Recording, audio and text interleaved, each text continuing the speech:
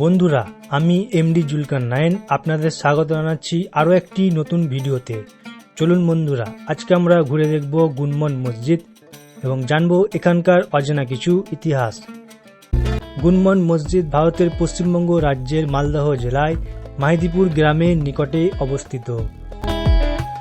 ভারতীয় পুরাতত্ত্ব সর্বেক্ষণ বিভাগ অনুসারে গুনমন মসজিদ 1484 খ্রিস্টাব্দে একটি অর্ধবৃত্তাকার কেন্দ্রশালা, 3টি পার্শ্বশালা এবং 4টি খিলানযুক্ত প্রবেশপথ সম্বলিত এই দ্বাদশ গম্বুজাকৃতি বৃহৎ মসজিদটি সম্ভবত সুলতান জালালউদ্দিন ফতেহ শাহ 1481 থেকে 86 খ্রিস্টাব্দ কর্তৃক নির্মিত হইয়াছিল। চতুর্ভুজাকার নকশা বিশিষ্ট এই মসজিদের সঙ্গে আদিনা মসজিদের মিল পাওয়া যায়। মসজিদটি দৈর্ঘ্যে 48 মিটার এবং প্রস্থে 18 মিটার। মসজিদটির পশ্চিম দিকের নামাজ কক্ষটি মূল অংশ এবং 2টি পার্শ্বকক্ষ নিয়ে মোট 3টি অংশে বিভক্ত। মূল অংশটি খাঁজকাটা খিলান দ্বারা আচ্ছাদিত এবং খিলানটি কতকগুলি অষ্টভুজ স্তম্ভের উপর স্থাপিত।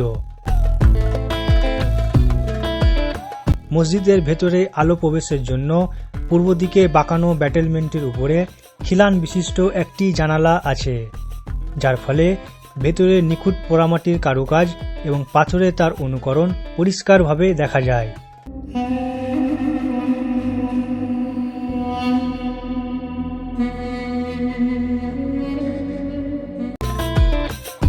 পার্শ্বভাগ দুটির প্রত্যেকটিতে 3টি করে পাথরের স্তম্ভ বিশিষ্ট দৈর্ঘ্য বরাবর সরু খিলানপথ আছে এবং 9টি অর্ধগোলাকৃতি গম্বুজ দ্বারা পার্শ্বভাগ দুটি আচ্ছাদিত।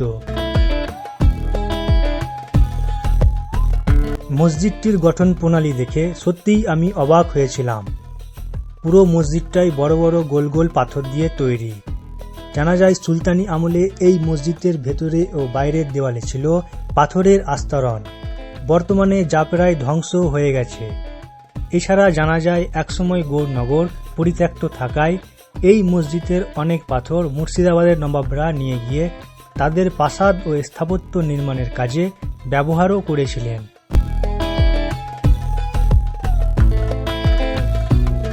বন্ধুরা, মসজিদটি জঙ্গলের ভেতরে থাকায় প্রায় 550 বছরের পুরনো সুলতানি যুগের এই গুনমন মসজিদ সম্পর্কে আজও আমরা অনেকেই অজ্ঞাত, তাই পর্যটকদের আনাগোনা তেমন দেখা যায় না। যাই হোক বন্ধুরা, আজকে আমরা এই গুনমন মসজিদ ঘুরে দেখলাম। আপনাদের কেমন লাগলো অবশ্যই কমেন্ট বক্সে গিয়ে জানাবেন। আপনাদের সঙ্গে আবার দেখা হবে পরবর্তী একটি ভিডিওতে।